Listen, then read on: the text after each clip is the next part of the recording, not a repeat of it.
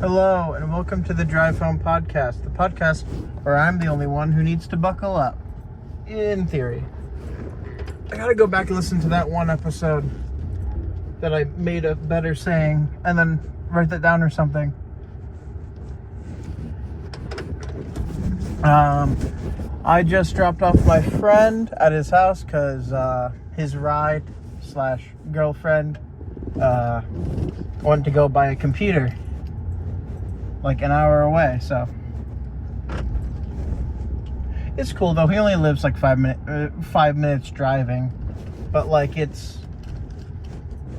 so in terms of like it seems more like a city, but it's still not. Like it's like the where we work is like a group, like a massive group of people come here to buy stuff. That's what that is. And there's houses in this road, and it's not really an offshoot or anything. It's just like it's like 5 minutes away, and or less, but like still walking here, no way. Not after 8 o'clock. But I don't know. We talked about The Boys and Go-Go Loser Ranger. It was pretty good. So neither of us have seen Go-Go Loser Ranger yet, but we're going to. We have the day off in a couple days. We both have the same day off in a couple days, so he's gonna come over with his girlfriend, and me, him, her, and my brother are all gonna watch. And by the way, his girlfriend is Hat Kid, Comic-Con girl, whatever. Is great. But to make a long story short, we had a really good conversation. He's seen all of The Boys up to now. I watched The Boys before it was necessarily popular, when it was first airing, so I only saw up to what was current at the moment, which was to the end of season 1. And at some point I know I should continue watching it, but at least right now and for the foreseeable future, I'm generally really busy with other stuff, and The Boys is something I don't know if I like have the time for at this point. I used to watch CW shows, and I don't do that anymore either, so I think the last thing I really watched that was like a 40-minute episode per week type deal, or anything like that at all, not counting the Fallout show, because it's just something I do on a day off, like once a week on a day off with a friend and my brother. Not counting that, the last thing I did that for was the Doom Patrol, which I think it seemed like it ended, but honestly it seems like they could either have a spin-off show sequel or something else. Either way, I'm interested to see what they do with those characters, I guess. Or if they will do anything with those characters.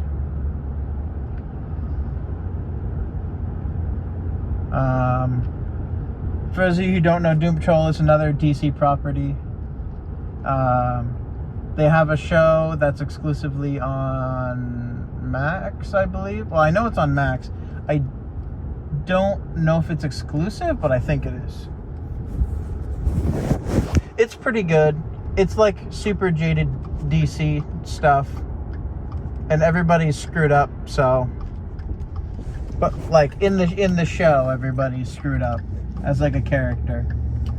But no, it's pretty interesting, and there's like 4 seasons of it, and it's still funny. Honestly, it retains its comedy, I think.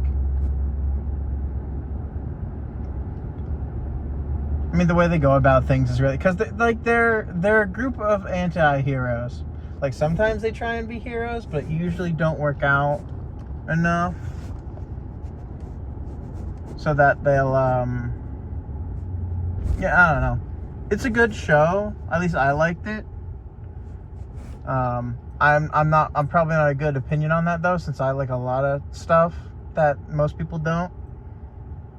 I mean, there are certain things that I, like, Like, I haven't seen Morbius, but I want to watch it because it's funny. Like, it's bad funny. And it's really hard to get bad funny movies nowadays. Like, recently, I mentioned this, but me and my friends and my brother, we've been watching, I guess it's a tradition now if we can find more, but so the Street Fighter movie, like the one from like the 90s or very early 2000s, is something we watched within the last month or two. And then several years ago we watched the same type era Mortal Kombat movie. So we just kind of got into watching like bad video game movies, I guess. Well, you know, because the source material is so loose at that time. Because I don't know, it just is. It's just your basic action movie, but here are some random people who resemble these characters and do similar things. I don't know. It was super funny for both of them because like they're funny bad, right? Like you watch that, you watch the movies, right? And like, you know, they've got that like old touch to them. They're not super old or anything, but like they don't look like movies do nowadays, right? Like they look like if you're watching, I don't want to say if you're watching Star Wars, I feel like that's too early. Well, Star Wars is too early on compared to that. I guess the prequel trilogy, maybe? I don't know, like there's a little bit of like graininess to the movie, and like you can kind of tell. I don't know, it's just and like just some of the way some of the stuff looks is really funny. And like it's funny because Ken isn't a fighter like at all for like the whole movie, and then he puts on like the Ken gi or whatever, and he still isn't really a fighter, but he backs up Ryu. I don't know. I don't know. We were discussing what we were gonna do and how screwed up The Boys is.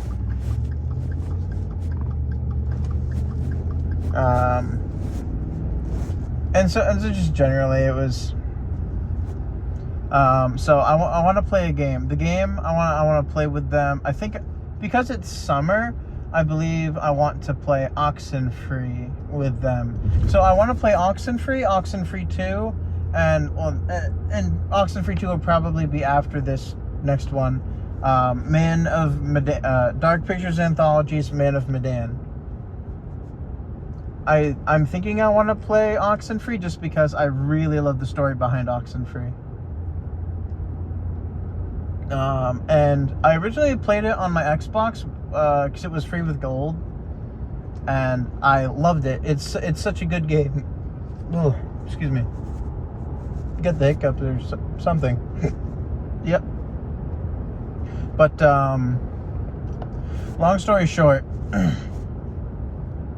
the company that made the game is like owned by Netflix, so you can play the game. I don't know why, but it seemed like it was delisted on the Xbox store for a while. I don't know if it's back or not, but you can play it on Netflix, which is weird. I think you can get it on app stores or whatever, and you can get it on Switch and probably PC. But yeah, no, both of those games are really good. I highly recommend them. Obviously, play them in order. I think they aged really well. There's not really like anything bad in them per se, but I think like because of the specific style, I think the games themselves aged really well. Well, I say games. The second one only came out like a year or two ago. I think it was it must have been last year. It must have been, yeah.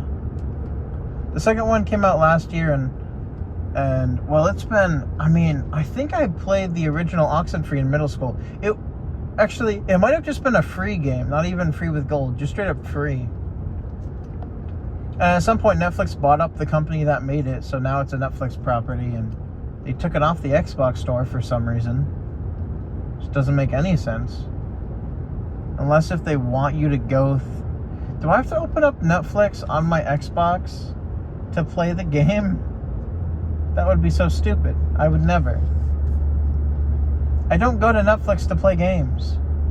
Anyone who does, that's either exclusively for little kids, which Oxenfree is not for. I would say it's for young adults. Just because. Like what they talk about in the show and the general, or I say show, the video game. The general theming of what they talk about and what happens. It's like a semi-horror game. I want to call it a horror game, but I don't know. Men of Medan is a horror game. And if they end up liking Men of Medan, I think we'll try and end up playing through the rest of the series. It's just Man of Medan is probably like the best one to start with. And contrary to popular opinion, my favorite Dark Pictures anthology game out of the 4 that are out right now is the... I want to say... I can't remember the exact order, but I'm fairly certain... Oh, no, yeah, it's the second one. Yeah, it's the second one. Little Hope. And, I didn't care much for the third one. I think that's a lot of people's favorites, if I remember correctly.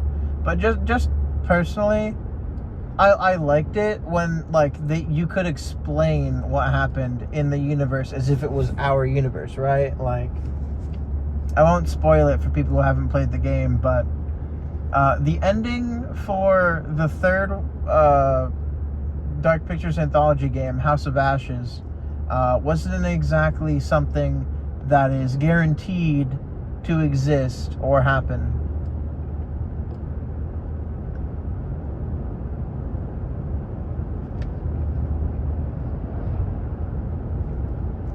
At least not the way they describe it. And after that, I sort of loosened my expectations a little, but or lowered my expectations. But after that, I believe, what is it called? Something demon or something. I don't know. I can't remember. I think it has demon in the name, or it's like symbolized with like a demon. Oh right, the devil in your eye or something. Something like that. I liked that one because it was sort of unexplained, but also it did seem explainable, but it wasn't really like. It was like vague. It was vague, but it was real enough.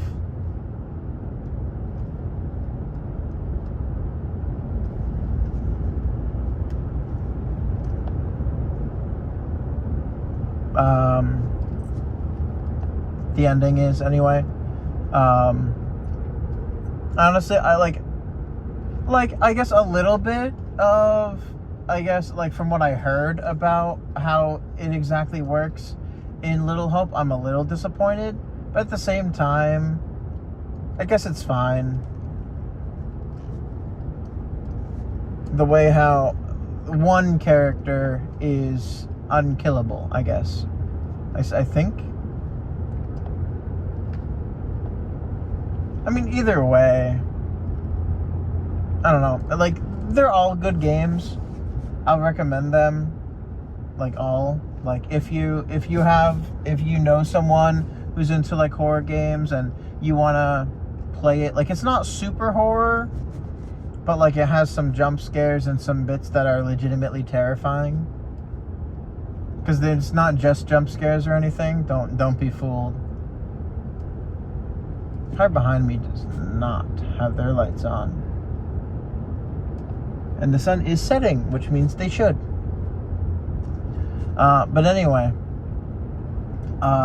you know, if they like it, then they like it, and if they don't, then they don't. But I've never really done, I think it's movie theater mode. So usually I play through it with a friend, the same friend who I watch Fallout with, but the Fallout show. But I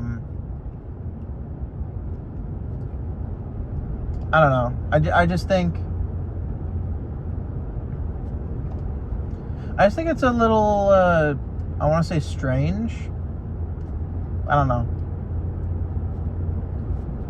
But I guess I don't know. I never really played it in movie theater mode, but I never really played it by myself either. It's just not my kind of thing. Like, I don't know. Oxenfree and Oxenfree 2 are like interesting, and they're less about the horror and more about like, I don't know, being their own thing. It's an interesting game. Highly recommend you try Oxenfree, Oxenfree 2, Lost Signals, and the currently 4 Dark Pictures anthology games. When they do release a new one, so first of all, they usually at the end of the end of the game, they will I think have a trailer or like a mini trailer or something for the next game that they're planning to come out with in the Dark Pictures anthology. But I don't know. So it's Men of Medan, Little Hope, House of Ashes, and Devil in My Eye or Ear? The Devil in Me. Is that it? That sounds right. That last one I kind of forget the name of, because it doesn't really have as much to do with the story. But like the other ones are relevant, I guess. Even then, Men of Medan is only rememberable to me because it's like the first one. If it was, you know, like, if it wasn't the first one, I might not remember it nearly as much. But the next one is supposed to be set in space in the future, I think. So my expectations are, it's a sci-fi universe now, so anything goes. I think. I don't know. It's like, was it 2048 or 2049? Or was it like even farther in the future? I'm missing that second number. I don't know.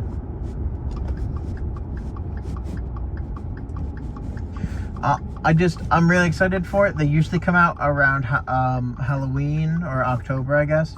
And they usually, and like they don't always come out at like Halloween or any of that. Like, you know, they don't come out once a year. Because like they're relatively large projects. I think they use motion capture for a lot of it, or well, I don't want to say that because I have no idea how motion capture really looks. But it's really it looks good to me.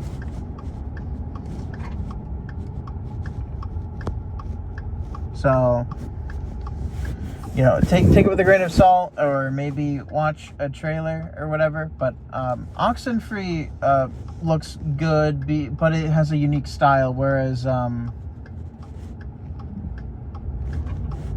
it kind of looks like the Dark Pictures anthology series looks more realistic or in line with reality. So,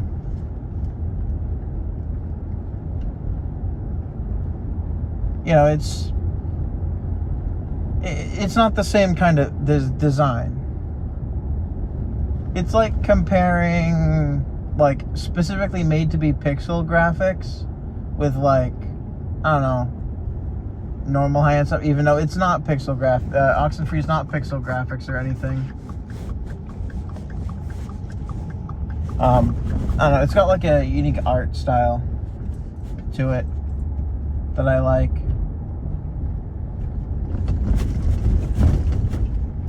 But bumpy. But, they're all 6 of those games are games I 100% recommend if you can. I do know that the Dark Pictures Anthology games go for standard gaming price, which, I think they might be excess enhanced, or, it doesn't require owning no, they don't require owning the new Xbox, but it certainly helps. Or whatever you'd be playing it on, right? Like, you can play it on, I guess, last gen, but if you play it on next gen or current gen or whatever you want to call it,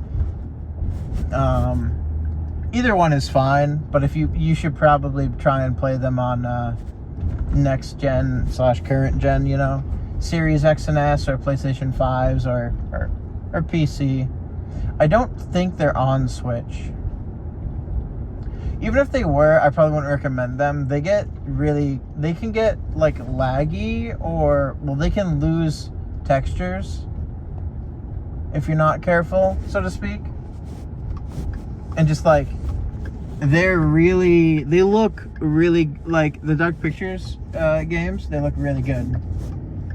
So in the sense that they have amazing graphics, so you need to be careful because playing it on Switch probably don't make much sense. So I feel like I've seen it in the eStore, or Nintendo eShop, but I could be wrong. I don't remember. I don't know. Long story short, I talked to my friend today, and then I've been playing through Oxenfree as of today because I want to remember all of it, because I think we're gonna switch off every once in a while. I'm thinking of playing through the game so I can sort of decide when a good point to switch off is, but I won't know until I really get back into it. So, but anyway, I just got home, so I will thank you all for watching this episode, hopefully not watching because there's nothing to watch. Thank you all for listening to this episode of the Drive Home Podcast.